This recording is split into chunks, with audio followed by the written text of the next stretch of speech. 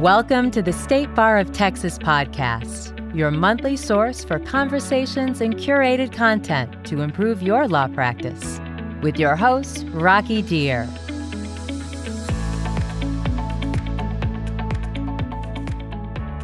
Hello and welcome back to the State Bar of Texas podcast, brought to you in partnership with the Legal Talk Network.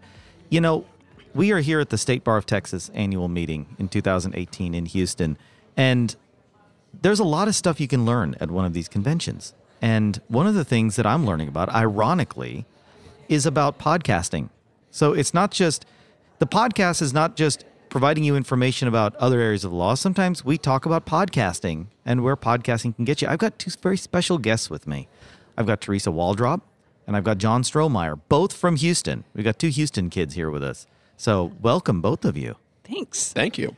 So now, you guys are pretty familiar with podcasting, from what I'm told. Yes. Yes, very. I think we were competing earlier before we got started on who is actually the bigger podcast fanatic. I think it's John.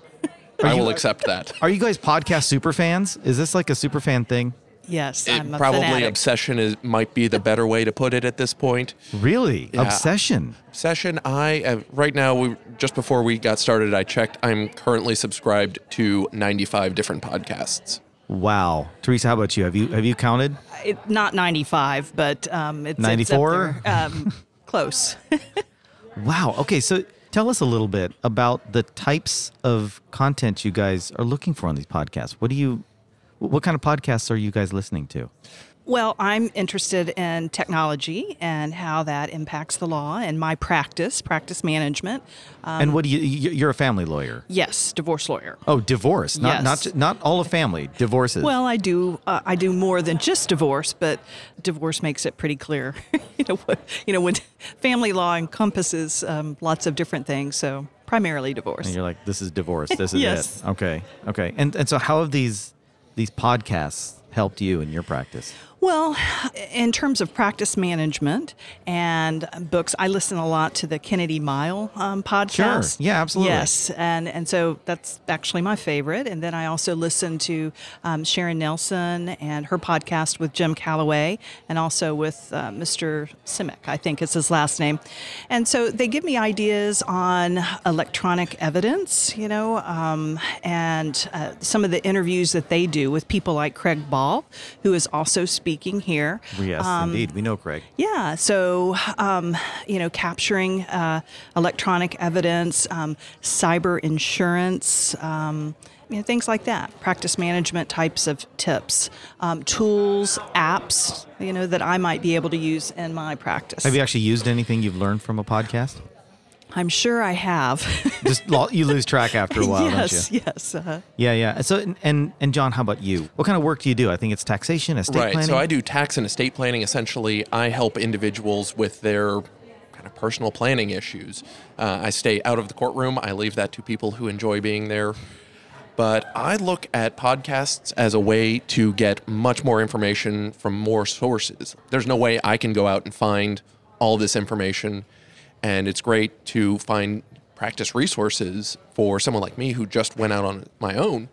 I can get, from Jared Correa, from Lawyerist Podcast, from New Solo, just all these new ideas, some of which will stick, others won't. But even if they don't stick, I can at least know what's out there and get some more ideas about what I can do to make my practice better. Can you think of something practical you've taken away from a podcast? Where do I even start? The thought of how can I focus more of my time on the real value that I bill? It's come across in a number of the podcasts and a number of episodes. My highest and best use as a lawyer does not include me doing bookkeeping, does not include me answering the initial phone call.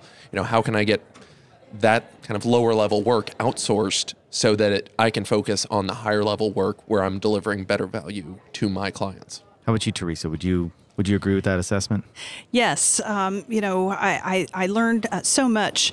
One of the areas that I'm particularly interested in is artificial intelligence and blockchain and how that might impact family law. So whenever I go through my podcast directory and I see specific episodes about those two areas, I make sure that I put those to the top of the list. Listen to those first. Wow. Okay, so now here at the State Bar of Texas, as of this taping, we launched our podcast just a couple of days before. And so it's interesting to hear you guys say this. We do have a lot of content on artificial intelligence and different practice management solutions.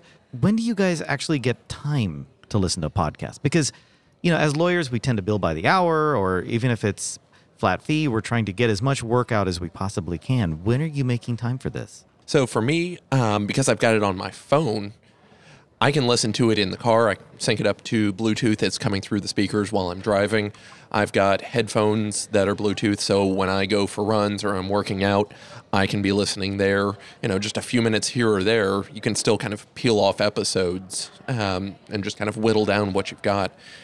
And I look at it as something where I'm not trying to pay attention to every last thing that's coming out of the podcast.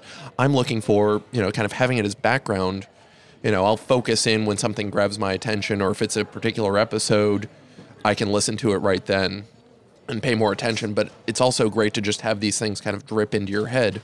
I have a lot of legal practice podcasts, but they're just kind of art and design podcasts that I listen to, or, some of the stories where I'm just getting other things, and it can serve as kind of music and background noise for when you're doing other things. How about you, Teresa? So pretty much the same, but I also listen to them on long drives. And in fact, if you look at my Twitter stream, I talk about that. I'm getting in the car for a 5-hour drive and I'm loaded up with podcasts. But do you have selfies? You've got to have the selfies if you're going to talk about what you're doing. Well, no, I don't have the selfies, but... We're going to have to add the selfies. So see, sitting and being part of the podcast, you've learned about the selfie part, about tweeting about your podcast. Well, I do tweet about the podcast. We're coming full circle. Yeah. We're coming full sphere, actually. I love to get in the car for a long drive and be loaded up with podcasts. But other than that, knocking a bunch of them out at one time with a long drive, I listen to them in the morning when I'm getting ready for work. When I take the light rail, I'll listen to them on the light rail, or the short drive I have to the office, or if I'm, driving out for an appointment or a deposition, so I fit them in when it's not a long drive. And the only problem with the long drive is I find myself having to sometimes hit the repeat, if go back 10 seconds. I missed something. Yeah. Right. Mm-hmm. Now, I guess it sounds like you're finding these to be stress relievers. Are they, are you getting enjoyment out of them? Is it purely a work type relationship you have with the podcast? For me, it's work. Like there was one I'm thinking about in particular about Excel spreadsheets, and I'm thinking that might have been one that Sharon Nelson and Jim Calloway did. I could be wrong about that, but it was kind of stressful. I was listening in the car and I wanted to take notes. So when you said stress relief, or release, for me, I use them for tips and practice management. So not so much for pleasure. See, I do both. I mean, I have the podcasts I listen to where it has nothing to do with practice. It is all about what else can I kind of learn about arts and culture. This morning when I was getting ready, I was listening to a podcast from the guys at Wisecrack, and they do movie and culture analysis. So they were talking about what they liked about the new Avengers movie. Before that, one of my deep dive podcasts on Westworld, because we're almost done with season 2. People who have watched it 2 or 3 times, each episode 2 or 3 times, they're picking out like, this relates back to episode 3 in season 1. Did you notice this? Oh, no, I had no idea. And I don't necessarily, go and take that anywhere else, but it does help enhance the fun stuff I'm watching on TV. So it's a mix of both, the fun of that as well as work stuff where I'm learning how to run my practice that much better. What role do TV and music play in all this? I mean, when you're driving, do you kind of switch back and forth between here's a song, I'll listen to the radio for a while, I'll put on some music, and then I'll go back to a podcast? Do you prefer podcasts over those other entertainment forums? I mean, Well, for me at the gym, it's a struggle. So when I do go to the gym, so I get a better workout, I think, when I'm sometimes listening to music. But, it's an internal struggle I have with, I really want to listen to a podcast, but maybe the music will, help me get you get that rhythm. Yes. So sometimes I start with music and then I switch over once I've got my, heart rate up. Then For the State Bar podcast, would it help if I sang more? Would that kind of get people to tune in when they're working out? Yeah. It depends what you're singing, And how I was singing. Right. Maybe my singing would be such that it'll get them to run faster because they're hoping that they might be able to escape my voice. Could be. We're onto something. See, we're learning new stuff every day. This is innovative. So, and John, how about you? For the drive to and from work, I'm generally just throwing on podcasts. I find it's calming when I have to deal with Houston traffic, so I don't want to get upbeat from music. That's an interesting point. Okay. It's more calming, and for the drive to the office, I don't want to just be too energetic in traffic is what you're saying. Okay, that makes sense. And so then you listen to something that maybe kind of takes you away from all that. Right. It's just something to think about other than dealing in traffic. When I work out, when I'm going for long runs, I will be listening to podcasts because it's a good time to just kind of sit and look around at what's going by as well as what these people are talking about. To what extent has engaging with podcasts made you better lawyers? I'd be hard-pressed to find, this is it, here is one concrete thing. It's just the little ideas you get about how you can do things better. That's it, I think. It energizes me, So when I hear a podcast, it makes me want to go further, take action, do something better, look at the app I've learned about, or read the book that someone has mentioned, or check out, someone's website further. Recently, there were some podcasts that were talking about sandboxes for experimenting with blockchain and artificial intelligence, and that's something that's I've jotted it down and I want to do it. So it's something actually sometimes podcasts just add to my to-do list. Right. I mean, I would just kind of thinking while you were talking. One of the things podcasts do is it allows you to plug into, another network or tribe of something, of people who are already thinking like you are, especially for some of the legal podcasts, the people who are thinking about how their practice works and how they're making it better, like Teresa and I are. It's helpful to know that there are other people out there who are doing the same thing, who are thinking about how do I make this better, not how do I practice law like it's still 1984. Yeah, actually, they've already done the work for me sometimes. That's the nice thing. So rather than having to go and learn about it, on my own to do a deep dive, they've done the heavy lifting, for me. Have you ever reached out to a podcast guest and said, hey, I want to follow up on what you talked about? Can you answer some questions? You guys ever done that? I have done that several times.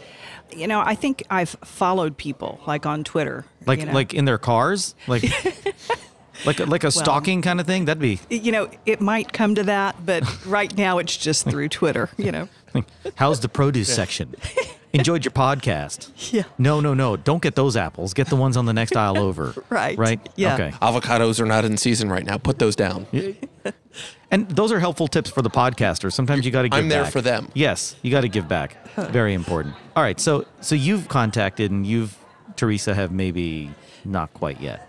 Right, yeah. Just reach out on Twitter. And, I listened to a podcast, one of the Kennedy Mile podcasts that they did about LinkedIn and running some contest about, trying to get contacts through LinkedIn. And I don't think I want to. They said, if you friend us on LinkedIn or send us an invite, we will accept you. So I took them at their word, and I've got to extend an invitation, and I hope that they will accept me into their network. So maybe we could do like a little drawing. We could be like, win a date with Kennedy Mile. It'd be... Well, I think they're married. Well, it could be a lunch date. Oh, okay. I mean, get your mind out of the gutter. Look at this. This is a family podcast. Now, guys, if anybody has a question or they want to find out more about how to effectively use podcasts in their practice and how to get the most out of it, how do they get a hold of you? Is there a good way for them to contact you? Well, I can be found at my website, strohmeyerlaw.com, STROHMEYER law. And I'm also on Twitter at John the Lawyer. John the Lawyer, I like that. This Yeah. is Got in early. Yeah. You're an early adopter. I'm getting the sense of just about everything. This is good. Yes, yes. Well, my email is tjwaldrop@waldroplaw.com. My website is waldroplaw.com. I also run a Facebook group called Houston Family Law on Facebook. Not divorce law, Houston family law. Yeah, not divorce law. And I also run a online no obligation book club, a Houston Family Law online no obligation book club. It's a book club you can read ahead, fall behind. It fits your lifestyle. Are these legal books or are these any kinds of books? Well, actually, one of the books I learned about through one of Sharon Nelson's podcasts. Oh. Yeah, so the book club right now is reading Locked Down. And that's a book that I heard about through the podcast. But they're not necessarily legal books. You can have other... No. Okay. They're all legal. The first they are one, legal. yeah. So this is like a legal book club. Yeah, it's 6 books a year, one every 2 months. We don't want to be too ambitious. And the first one we read was, by Dr. Warshak, Divorce Poison. So that was... Wow. Yeah, Okay. that was directly related to my practice, but Lockdown is for all lawyers. Very interesting. Well, maybe we'll have to have you back, Teresa, to talk about some of the books and what you guys have discovered about the legal books. So maybe we're going to have a follow-up date with the State Bar of Texas podcast for you. Okay. This sounds interesting. John, Teresa, thank you both for being here and sharing your insights about how we can be better lawyers by using podcasts. This was fascinating. Thank you both. Happy to help. Thanks for having us, Rob. Yes, it was fun. It was fun. You guys were absolutely amazing. And I want to thank you for listening. This was a lot of fun. I want to thank you for joining us on this ride. This has been another fantastic episode of the State Bar of Texas podcast. I want to thank our friends at Legal Talk Network. Find out more about us at LegalTalkNetwork.com. You can also engage with us on Apple Podcasts, leave a review, give us a rating. You can also find us on Google Play, on your favorite podcast app. As you go through this journey of podcasting, we want to thank you for joining us on this journey at the State Bar of Texas podcast, because after all, life is a journey. So thank you for tuning in. If you'd like more information about today's show, please visit LegalTalkNetwork.com. Go to TexasBar.com/podcast, subscribe via Apple Podcasts and RSS. Find both the State Bar of Texas and Legal Talk Network on Twitter, Facebook, and LinkedIn. Or download the free app from Legal Talk Network in Google Play and iTunes. The views expressed by the participants of this program are their own and do not represent the views of, nor are they endorsed by, the State Bar of Texas, Legal Talk Network, or their respective officers, directors, employees, agents, representatives, shareholders, or subsidiaries. None of the content should be considered legal advice. As always, consult a lawyer.